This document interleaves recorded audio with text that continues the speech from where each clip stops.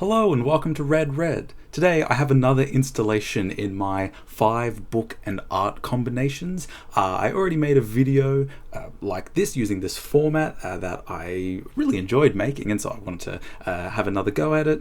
Basically the idea is that, like a lot of people, I enjoy reading books, but I also enjoy other works of art, and there are some particular works of art that I think synchronize or have similar feelings, or they complement each other, and so I just wanted to make a video talking about some of those works of art and some of those combinations that I recommend. And of course, if you know the book, then I recommend you check out that work of art, be it a film or an album or a painting. But also, of course, if you happen to know that work of art, I recommend going and reading the book because I think they've got a similar essence. Okay, so first up, if you liked The Golden Bow, or if you like the work of Carl Jung, Man and His Symbols, or if you happen to like the works of Joseph Campbell, like Hero with a Thousand Faces, then I recommend both listening to and watching Igor Stravinsky's The Rite of Spring.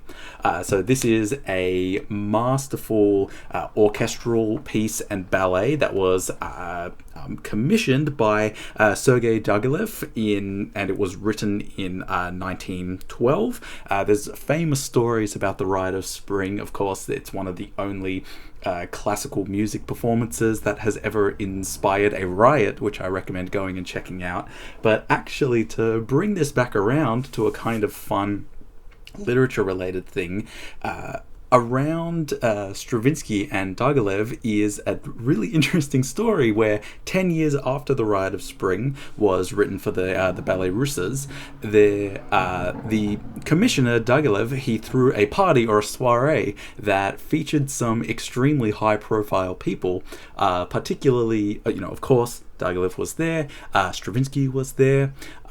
Quick side note, Nijinsky, who did the original choreography for The Rite of Spring, is a totally wild and interesting character that I recommend checking out because he's actually one of the few male ballet dancers who could dance proficiently on point.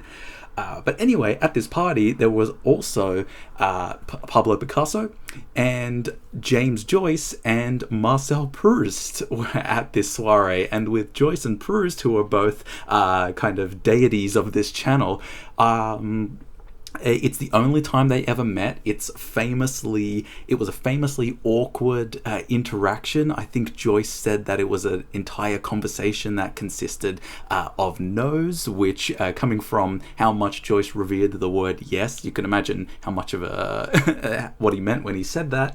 But yeah, apparently it was just a kind of awkward thing where Proust showed up quite late and Joyce was there and he'd already been drinking, and they sat down to talk briefly. Proust asked him if he liked Beethoven, or was like, "Oh, surely you like Beethoven?" And Joyce was like, "I detest Beethoven." And then both of them basically admitted that they'd never read either of the other's works. But I thought it was cool, and I just wanted to mention that basically the only time those two modernist titans met was at a soiree that was put on by the man who commissioned The Rite of Spring. And The Rite of Spring, the reason why I'm recommending it is just because, aside from being an extremely intense, visceral, compositional experience, the play, or the general idea of a play, is it's sort of focused around this ritual sacrifice that occurs, especially in the second half with the ballet, where they eventually have this woman who is going to be sacrificed and she dances herself to death. And it's a really cool, there are a couple of YouTube videos that have the full performance.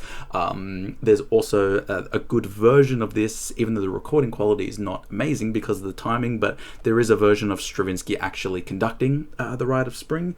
And yeah, just joining a couple of music and literature loves for myself, I figured that if you happen to enjoy, the works of Jung, thinking about myths and representation and whatnot, then you would probably also enjoy The Rite of Spring. Moving on, we're going to now I'm going to, we'll do another music one, but this is me just being super controversial.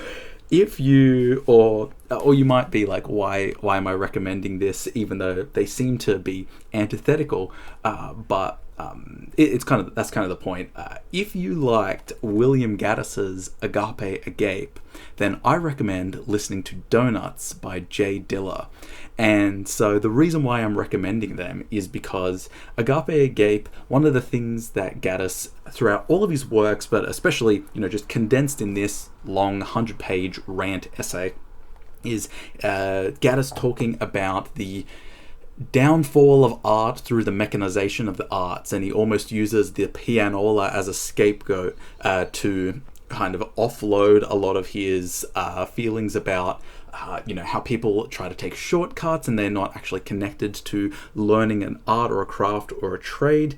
And the reason why I'm recommending listening to J Dilla's Donuts, if you liked this book, is that I actually think Dilla is one of the people who does exactly what Gaddis thought or was afraid was impossible, which is to humanize this technology. And so there's plenty of J Dilla albums, but Donuts is the kind of definitive one, and it's his masterpiece. And of course, both of these works do share a similarity in that they are both swan songs. So even though the myth or the legend around it is a little bit kind of hazy for both of them, people think or they fantasize about J Dilla just sort of sitting in his hospital bed while he's dying of a blood condition, working on it. But of course he did work on some of it at home, and he did some of it in Pro Tools and not just on his MPC. Exactly the same with Gaddis, where he was talking about this stuff, and he had obviously been doing research on it from as early as when he was writing JR. But I think that it's, that theme or that genre of swan song works, just like the explosive energy, the creative energy that an artist makes right at the end of their life, especially when they know that they're at the end of their life. That's really cool, and I would like to know if there are other famous swan song works that you know about. But yeah, almost a kind of tongue-in-cheek, like sticking it to Gaddis, I recommend checking out J Dilla's Donuts, because he has such a brilliant way, and like Questlove from The Roots talked about how much of a genius J Dilla is. He redefined a lot of the way that we feel time and rhythm and groove by utilizing some of the explored features of the MPC, the sampling software that he had available. And yeah, it just seems like every time there's someone who's really vehement, like anti-new technology, and we need to get back to the way that it is, a lot of people do take the easy shortcut paths, but then there are some people who just have that innovative mind frame, and they invent new technologies or invent new ways of using technologies. And so just like with Conlon Nancarrow with the pianola, where that Gaddis was highly critical of, a lot of people who talk about how quantization or auto-tune is the death of modern music, then you have people who are really expressive and are able to use it in a kind of beautiful and creative way, like J Dilla. So yeah, if you like either one of those two works of art, then I recommend checking out the other. Next up, finally, I have an actual art or a painting. If you liked Cormac McCarthy's The Road, then I recommend looking at Ivan Kramskoi's painting Christ in the Desert. And the reason, that's one of my favorite paintings of all time, and I'm not a painting aficionado or anything like that. I love me some good Kandinsky, but I can't talk about like art related things. But something I just absolutely love about that Kramskoi painting is that you see Christ in the desert, and just zooming in on his face and how tight his fists are clenched, and how obviously he's just staring into the black nothingness. His eyes, his pupils are just completely empty void. There's no sign of Satan or the snake anywhere. It's so barren and it's so real. And the actual, it reminded me, of course, of the experience of reading Cormac McCarthy's The Road, which still has, you're looking at this insane work of art, but it's still Jesus at the end of the day. It's still the Son of God. And so in a similar way, where no matter how sort of dark and depressing the road can be, you still have the sort of light or the fire that comes through.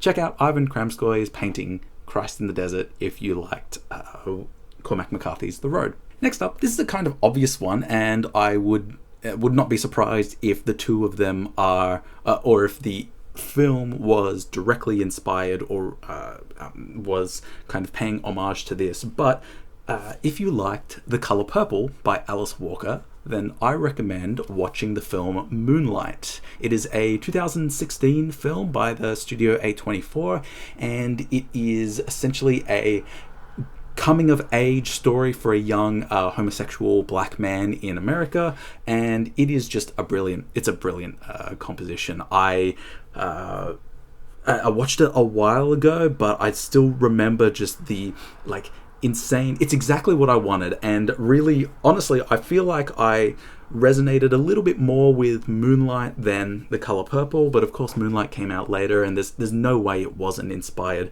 by The Color Purple.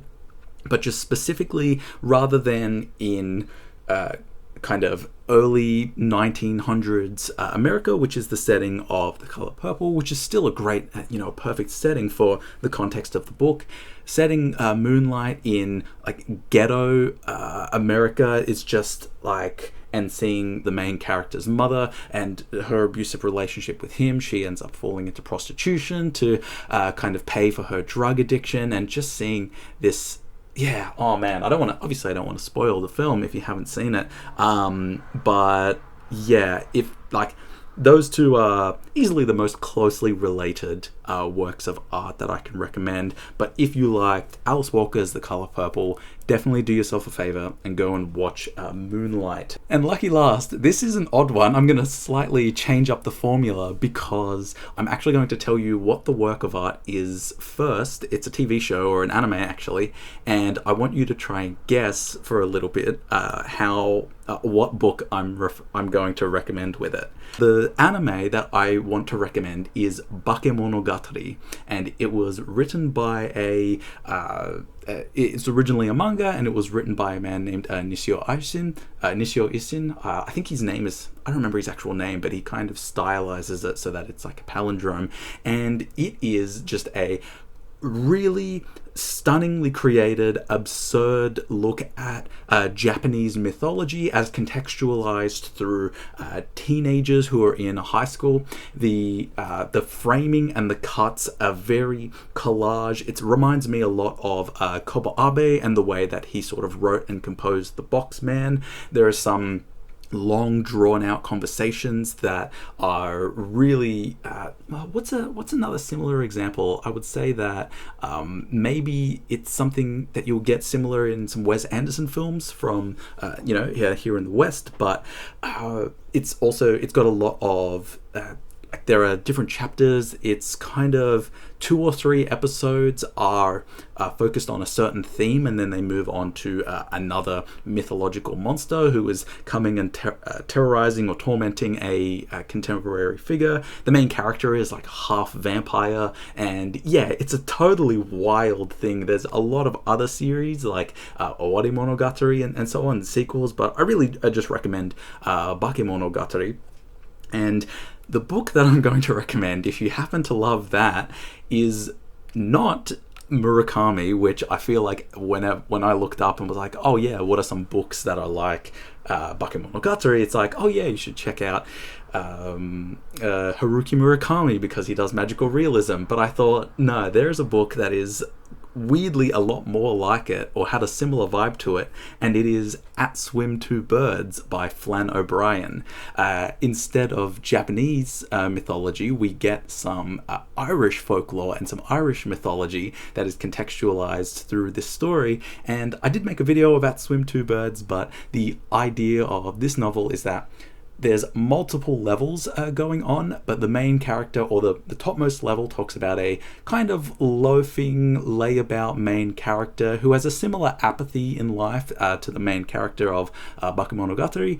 And the character, the novelist in this, he's writer, and he writes books about characters, and then those characters kind of come to life, but then the characters that he writes are also writers, and then they create characters, and it is just the kind of postmodern metafictional approach to composing this work reminded me a lot of the collage, like supercut montage types, or the things that you see in Bakemonogatari. It has a similar, just kind of waving, a stream of consciousness, I suppose, to use the classic term.